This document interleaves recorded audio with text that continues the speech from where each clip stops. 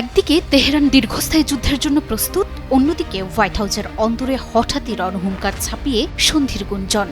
Iran যখন বুক চিতিয়ে বলছে দীর্ঘ লড়াইয়ের জন্য আমরা প্রস্তুত এবং আমেরিকাকে স্তব্ধ করে দেওয়ার সক্ষমতা আমাদের আছে, ঠিক তখনই ওপাশ থেকে শোনা যাচ্ছে ভিন্ন সুর। যে ডোনাল্ড ট্রাম্প কদিন আগেও অগ্নিগর্ভ হুঁশিয়ারি দিচ্ছিলেন, তিনি এখন ফোনে বলছেন যুদ্ধটা মনে হয় প্রায় শেষ। কেন হঠাৎ রণহুঙ্কার ছেড়ে সন্ধির পথে হাঁটছেন ট্রাম্প? মধ্যপ্রাচ্যে ইরানকে ঘিরে ইসরায়েল যুক্তরাষ্ট্র যুদ্ধ এখন চরম পর্যায়ে। প্রায় 10 দিন আগে যুদ্ধ শুরু হওয়ার পর মঙ্গলবার মাঝরাতের পর ইরানের রাজধানী তেহরানে সবচেয়ে তীব্র হামলা করেছে যুক্তরাষ্ট্র ইসরায়েল। এই যুদ্ধ নিয়ে অগ্নিরূপে ইরান বলছে কূটনীতির সব পথ বন্ধ। সিএনএনকে দেয়া এক সাক্ষাৎকারে ইরানের কৌশলগত পররাষ্ট্র সম্পর্ক পরিষদের প্রধান কামাল খাররাজি জানিয়ে দিয়েছেন কূটনীতির সব পথ এখন বন্ধ। তিনি বলেন ট্রাম্প তার প্রতিশ্রুতি রক্ষা করেন না, আলোচনার মধ্যেই তারা হামলা চালিয়েছে। খাররাজির স্পষ্ট বার্তা, তেহরান কোনো স্বল্পমেয়াদী যুদ্ধ নয়, বরং দীর্ঘস্থায়ী যুদ্ধের জন্য সম্পূর্ণ প্রস্তুত।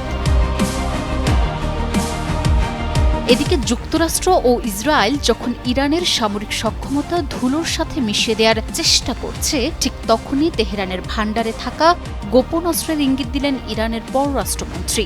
তিনি এক্সে হুঁশিয়ারি দিয়েছেন যুক্তরাষ্ট্রকে চমকে দেওয়ার মতো সক্ষমতা এখনও ইরানের হাতে রয়েছে। সব মিলিয়ে এতদিন যুদ্ধের পরও যখন ইরানের এই দৃঢ় মনোবল, তখন হঠাৎ করেই ট্রাম্পের মুখে যুদ্ধ নিয়ে শোনা গেল নমনীয় সুর।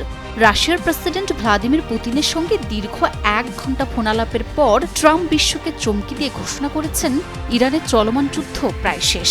তাছাড়াও সিবিএস নিউজকে দেয়া এক সাক্ষাৎকারে তিনি দাবি করেন যুক্তরাষ্ট্র এই অভিযানে নির্ধারিত সময়ের চেয়ে অনেক এগিয়ে রয়েছে।